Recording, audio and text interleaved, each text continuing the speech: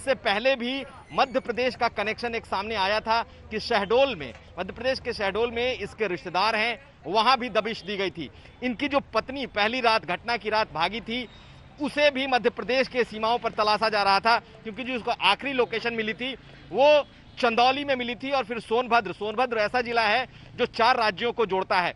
तो पत्नी भी उसी दिशा में भागी थी। और ये कहा जा रहा था कि अपने साथियों के अलग अलग होने के बाद और साथियों के पकड़े जाने के बाद वो लगातार अकेले ट्रैवल कर रहा था, लेकिन उसे कोई ना कोई कहीं ना कहीं मदद दे रहा था। जबकि ये एक बड़ी बात निकल करके सामने आई है कि वो उज्जैन में उसने खुद को सरेंडर किया है, करवाया है, पुलिस से गिरफ्तार करवाई। तमाम चीजें अभी निकल करके सामने आएंगी, लेकिन मीनाक्षी, ये एक नाकामी जरूर कही जाएगी। हालांकि अब यूपी पुलिस ये जरूर दावा करेगी कि उसने सभी जगहों पर दबिश दी और उसका ये नतीजा है। लेकिन निश्चित तौर पर जिस तरीके से मध्य प्रदेश के गृह मंत्री कह रहे हैं कि उत्तर प्रदेश पुलिस हो, दिल्ली हो, राजस्थान हो, हरियाणा की पुलिस हो, सब नहीं पकड़ पाए, हमने उसको पकड़ा है, तो इसके पीछे की भी एक कहानी जरूर आएगी कि आखिर उसने किस तरीके से उज्जैन में जाकर के खुद को पकड़वाया है। ये एक बड़ी बात है। और जब लगातार पुलिस पकड़ने के बाद भी इनकाउंटर्स हो रहे हैं, ऐसी स्थिति में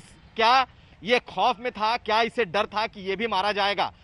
ऐसी स्थिति में जो प्लानिंग हुई है, इस प्लानिंग की तह तक जाना ही होगा। लेकिन जिस तरीके के वीडियो, जिस तरीके के फुटेज सामने आ रहे हैं, निश्चित तौर पर ये दिखा रहे हैं कि उसकी प्लानिंग कितनी आगे की थी, यूपी पुलिस से वो कितना आगे था। अब यूपी पुलिस की जिम्मेदारी है, जिम्मे ये चीज है कि उसे वहां से लेकर के आए। आगे क्या होता है फिलहाल कहना मुश्किल होगा। मीनाक्षी, बिल्कुल। शिवेंद्र भी हमारे साथ मौजूद हैं। शिवेंद्र, देखिए, इस वक्त भी जब आपसे बात हो रही है, मुझे याद नहीं कि हम सब ने ना जाने कितनी फिल्म्स ऐसी देखी होंगी जो डॉन और गैंगस्टर्स पे बनी होंगी, कितनी वेब सीरीज हमने ऐसी देखी होंगी, लेकिन यहां तो ऐसा लग रहा है कि कहानियों के उस पूरे प्लॉट को जमीन पर उतार दिया विकास दुबे ने। चाहे पुलिस के साथ उसकी सांठगांठ हो, जो तमाम संरक्षण और मदद उसे मिली है, और 8 पुलिसकर्मियों को मारने के बाद भी 7 दिन लगते हैं विकास दुबे तक पहुंचने में। 4 राज्यों में तब तक वो सफर करके मध्य प्रदेश पहुंच जाता है। देखिए मीनाक्षी, ये पूरा मामला ही शुरू से फिल्मी लग रहा है। फिल्मी तरीके से न सिर्फ उसने यूपी के इतिहास की सबसे बड़ी घटना रजिस्टर कर दी, जिसमें 8 पुलिसकर्मी शहीद हो गए। पुलिस का पूरा नेटवर्क उसके जेब में था। 200 से ज़्यादा पुलिस वाले उसके संपर्क में पाए गए। पूरा का पूरा थाना ट्रांसफ़र कर दिया गया। तमाम जगहों पर जैसे फिल्मों में लगाए जाते हैं नाकेबंदी, और पूरे ज़िले और पूरा स्टेट तमाम जगहों पर अलर्ट होता, वैसा अलर्ट था। इतनी टीमें लगी हुई थी, उसके बावजूद वो फिल्मी तरीके से ही एकदम पहुँचा मध्य प्रदेश। और वहाँ पर करके पहले मंदिर के बाहर फोटोएं खिंचाई, उसके बाद गार्ड से बात की, उसके बाद पुलिस से बात की, तमाम लोगों से बात की। उससे साफ एक संदेश दिया कि वो पूरी तरीके से सरेंडर करने के लिए तैयार है। अब भले ही एमपी पुलिस उसको गिरफ्तारी कहे, लेकिन ये कानूनी रूप से गिरफ्तारी नहीं कही जा सकती।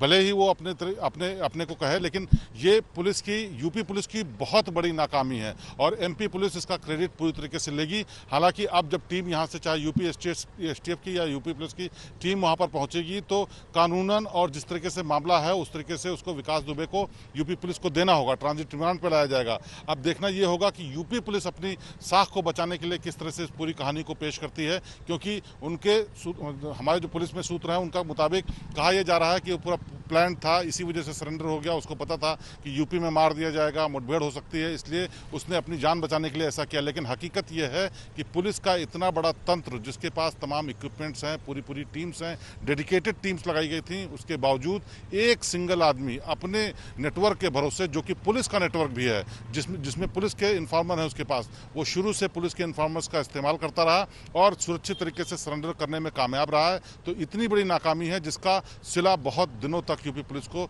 चुकाना पड़ेगा, जवाब देना पड़ेगा हर लिहाज से, चाहे वो सरकार को, चाहे विपक्ष को, चाहे तमाम जनता को, हर किसी को जवाब देना होगा कि आखिरकार इतने दिनों से जो तमाम छोटे छोटे आप एनकाउंटर कर रहे थे, उसके बावजूद विकास दुबे, जो कि मेन फोकस होना चाहिए था, वो कैसे स्टेट के बाहर स्लिप हो गया।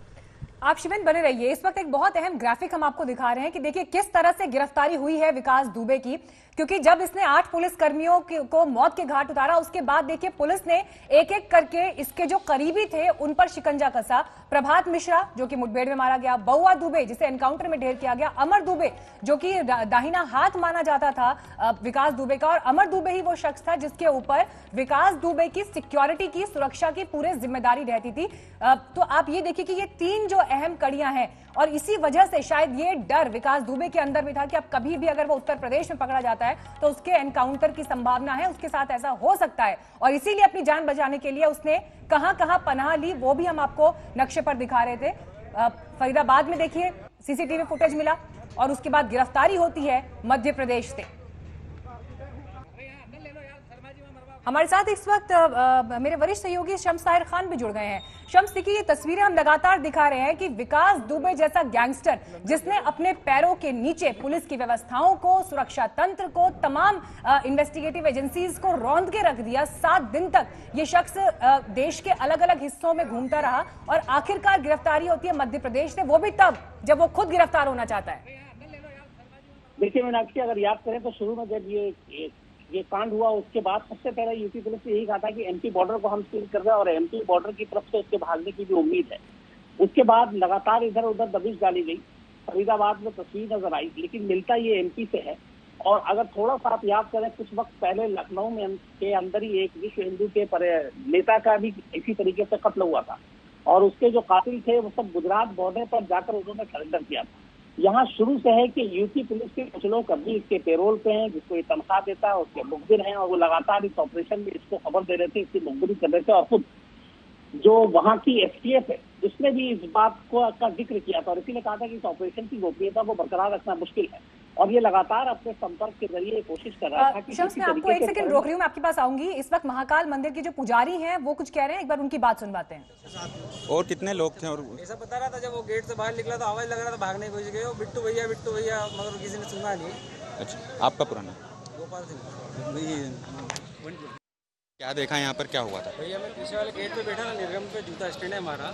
आज लड्डू काउंटर चालू करने थे हमारे, तो मैं व्यवस्था के लिए बैठा था।